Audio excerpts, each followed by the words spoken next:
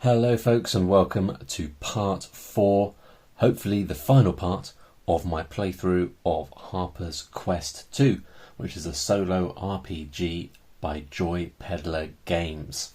I'm the Lone Adventurer. Thank you very much for stumbling your way upon my channel. If you haven't seen part 1 of this playthrough, I'll pop a link in the corner up there. And we need to get cracking. We are in the second adventure area. The first adventure area was the woods, where the old hags, spirits and ghosts have been haunting.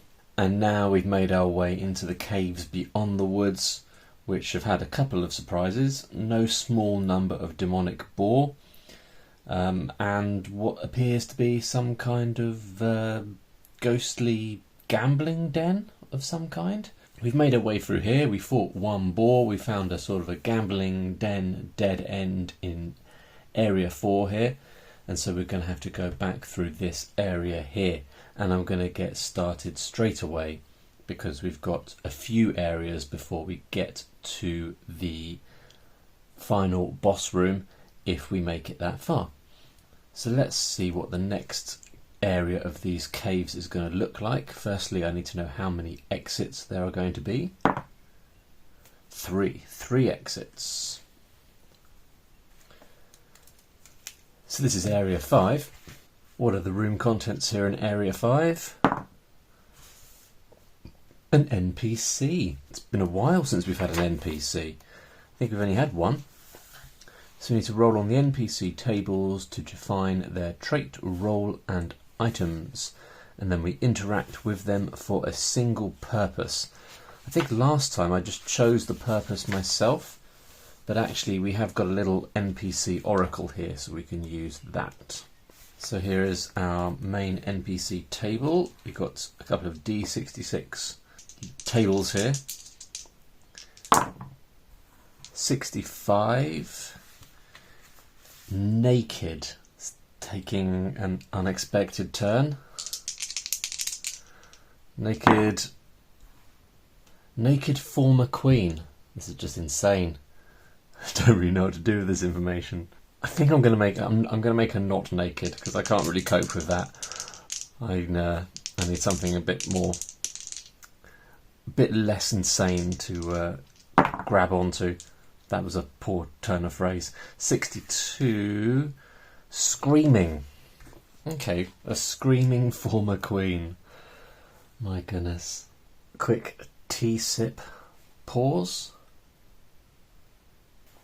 I'm just at the tail end of a week's holiday, which has been an amazing luxury. I don't get a week off work very often. In fact, the last time I got a week off work was about 6 months ago. So it's been pretty sweet, and that's why I've been able to put together this playthrough, because I've had that time and it's been pretty amazing. Okay, so we've got a screaming former queen. We walk into this room, we recognise the former queen of this land in which we live, and naturally she is screaming. Why is she screaming? Because she is in these caves beyond the haunted forest. How did she find herself here? We do not know. What's her story? Bit of a mystery. What is her action going to be?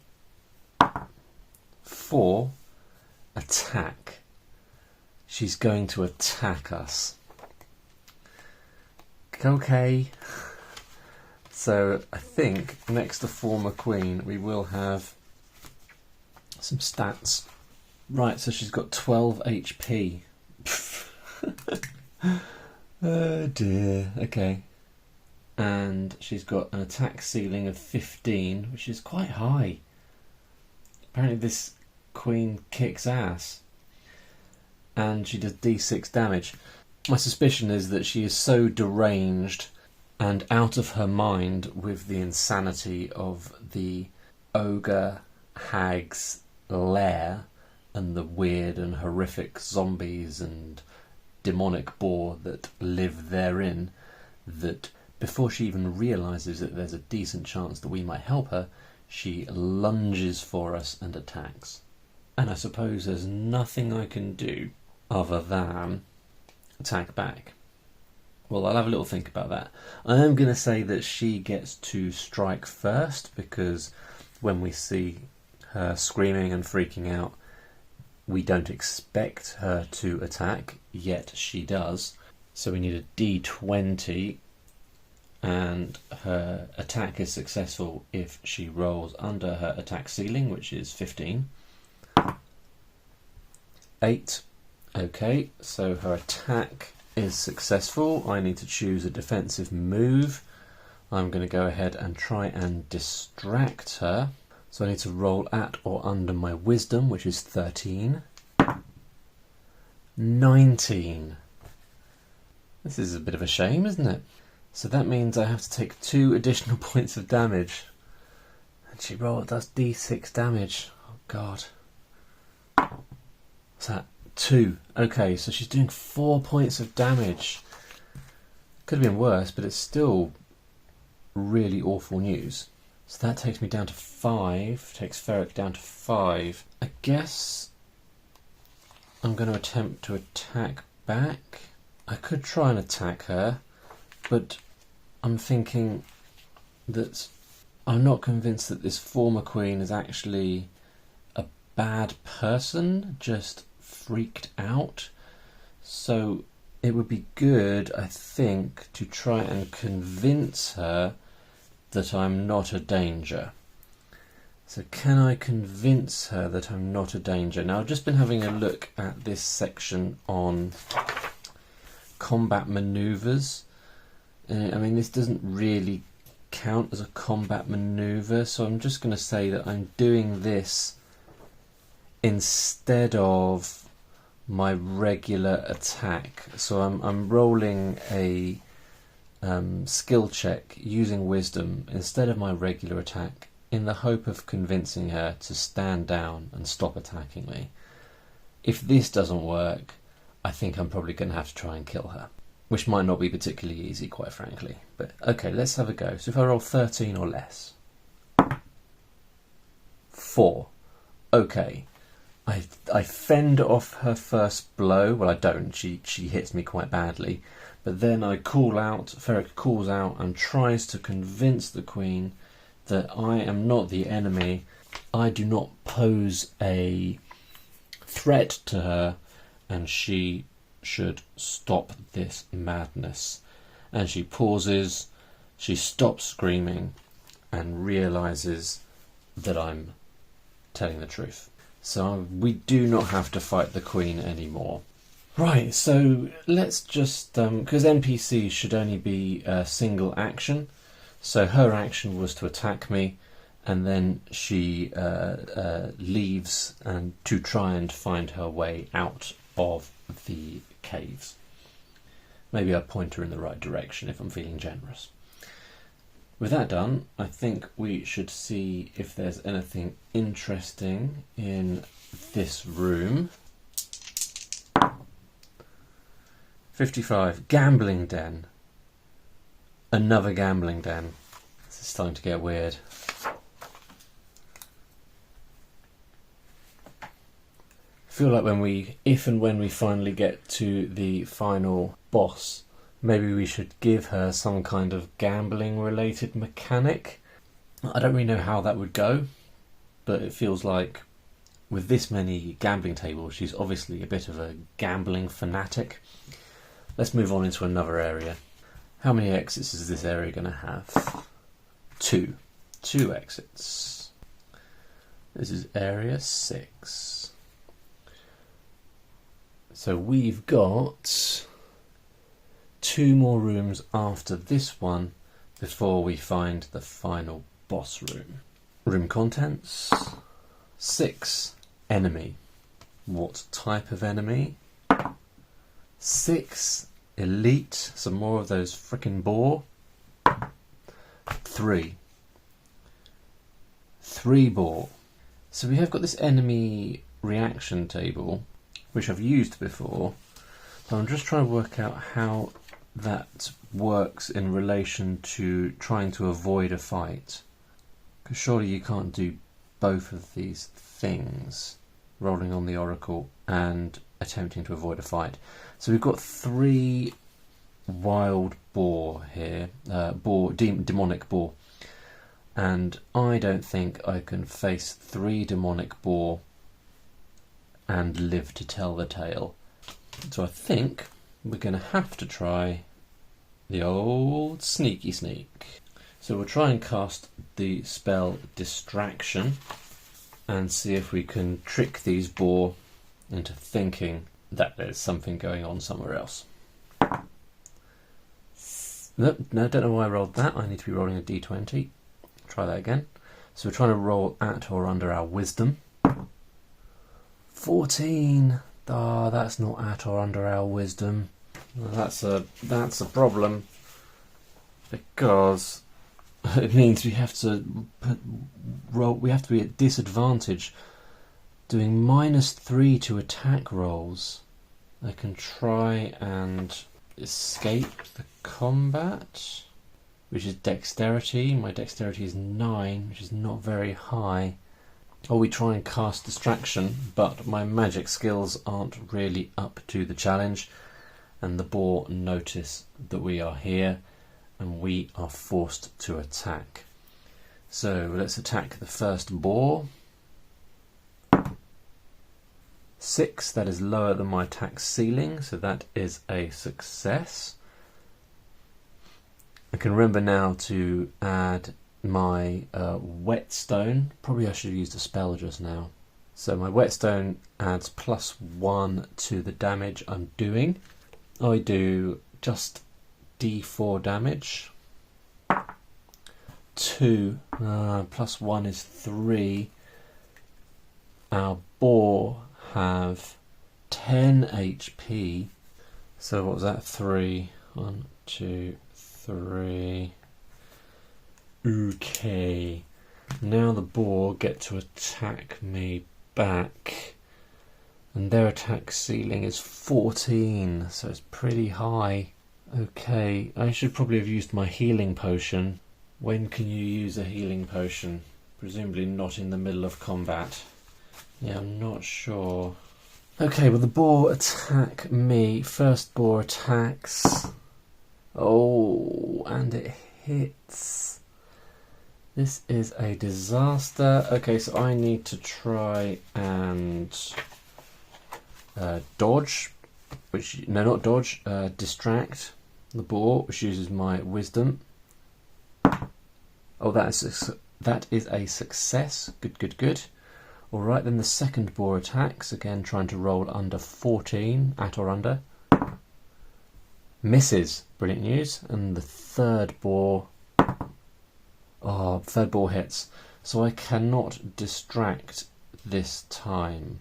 I could attempt to block using my strength, which is 11. 17, that's a fail. Oh, it means I'm going to take 2 additional points of damage. This is it, isn't it? This is the end of Ferrick. Okay. Yep, that's 6 plus 2 is 8 points of damage. And that means Ferrick is down to 0 health. So we've got this section on death. When a character reaches 0, they are dying. Dying characters can be revitalised by a death save. So this is a decision we need to make. We either surrender to death, leaving gold items, unused heirlooms, +1 d4 roll for a new heirloom at the location death. Next generation must successfully travel to the location to acquire items. Or we resist death. We reduce everything by 1 AC HP. Not everything, either AC HP or an attribute. And then we just sort of carry on. We basically get a second life. But the downside is that all those things are then very much at risk. Your heirlooms, your items, your gold. Because if you die a second time, nothing gets passed to the next generation. Those things are just permanently lost. But then do we have to carry on fighting? I suppose we have to carry on fighting the boar? Surely the boar don't just disappear. So I think for the sake of this video, I will do a death save. I will resist death, bringing me back up to 11 hit points. And then I will reduce, I guess, my dexterity to 8 because it's already quite low. It's always the last thing I try and use anyway. So let's do that. And we are ready to crack on and try and kill these boar. So we've got 3 boar. It is my turn to attack. I'm thinking I should probably try and use a spell of some kind. And the spell that I have is Ice Blast. Ice crystal shards freezes objects instantly to the point of extreme fragility.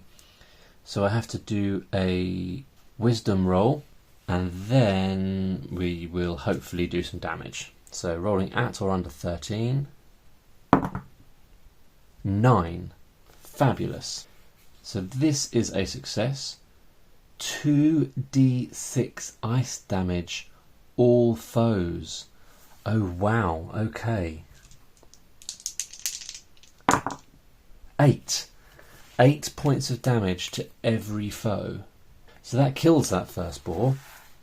There we go, and the second and third boar are now both very much on their last legs as well. We need to mark off one of our spell casts for this quest area. And then it is the boar's turn to attack. So boar number 1, trying to roll at or under 14. Does it? Annoying. Now, I'm definitely going to need to try and do a defensive manoeuvre again. Alright, what did we try and do last time? Was it dodge last time? That's why it didn't go well. Okay, so I'm going to try and distract using wisdom, so I've got to roll at or under 13. Oh, that's a fail. Curses. So I've got to take the damage at +2. Oh, this is not going well. Not going well at all. +2. Alright, so that's D10 damage for boar. 2. Okay, so we've taken 4 points of damage, taking me down to 7. And then the second boar is going to attack as well. 14. Ah, that is a success, isn't it? Okay, so we need to try a defensive manoeuvre again. There's no way of getting around it. We can't just take the damage. So I suppose we will try to block. Roll at or under our strength, which is 11. Oh no! That's a fail. Oh, how much is that? 6, 7, 8 damage. 8 damage. Ferrick dies a second time. I think that's the end of Ferrick, isn't it? So we never got to face the ogre hag. I feel like Ferrick faced a lot of demonic boar. They were all over the place. Luck was not on our side. Well, I still had fun with Harper's quest. It's a little bit of a shame that we didn't get through to the end, but what an interesting little system. And it's all from this teeny weeny little book. I thought that was fun. I enjoyed the scope for greater autonomy for the player, and the scope for sort of creativity and imaginative thinking. Very cool. Clever little game. I really like the combat system. I really like how simple the generation of enemies is. I'm disappointed I didn't get to face a boss. I will play again myself. I like these tables at the end. They are a little bit strange. You don't really realise that until you start rolling on them. And yeah, super quick to get started, super easy to actually comprehend. Harper's Quest. I liked it. Hope you enjoyed watching my playthrough of it, and I shall see you next time. Thanks for watching. Bye for now.